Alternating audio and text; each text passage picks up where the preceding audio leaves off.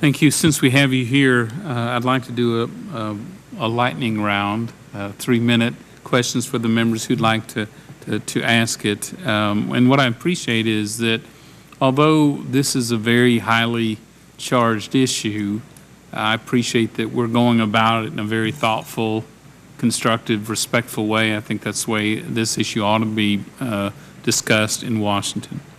To follow up with Representative Paulson's question, we have honest differences about the issues of granting short-term migration, some type of legal status, whether it is a guest worker or longer term, versus citizenship, and there are views in different ways. From an economic standpoint, is there a demonstrably higher economic benefit for citizenship granted immediately to a group of people?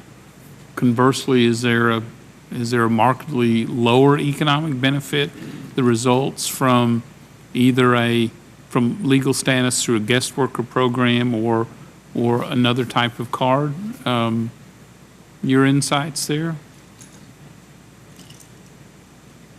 Let me say this about guest worker programs, because they look attractive, right? You get the person when you need it, and supposedly they leave when you don't, and you won't have to maybe pay for so much. You won't make them eligible for welfare and other programs. It looks attractive. But I would point out that every industrial society that has tried to do it, it never works, at least in this sense, whether it's Pakistanis in Britain, North Africans in France, Turks in Germany, or America's old Becerra program. It always resulted in long-term permanent settlement.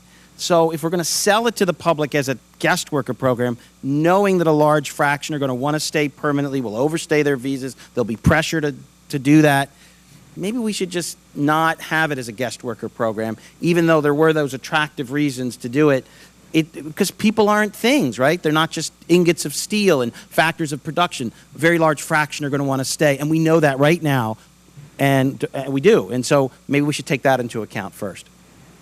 You know, I'm not sure that's the case. When you look at Australia, New Zealand, the Middle East that rely on guest workers who don't have a skilled workforce in the native side of it.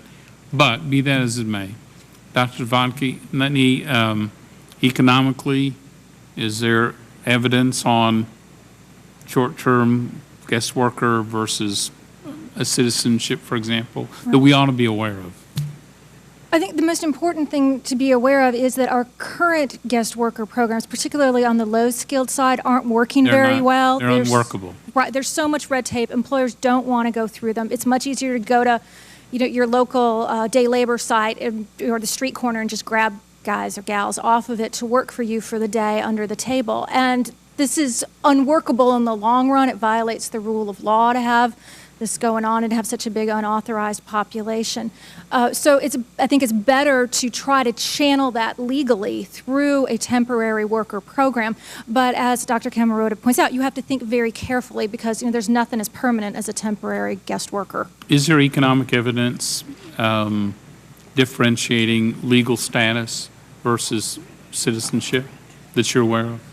So I think that Dr. Kugler talked a little bit about this yesterday, and Dr. Camarota referenced it briefly, that the evidence indicates that there are small income gains, I would say 6 to 13%, when people are able to legalize their status, as happened after IRCA. There's also, it looks like, a small income gain from acquiring U.S. citizenship, but it may just be that people who have the most to gain from becoming a citizen, say they want to work for the U.S. government, are the ones who take the test. Yeah, great.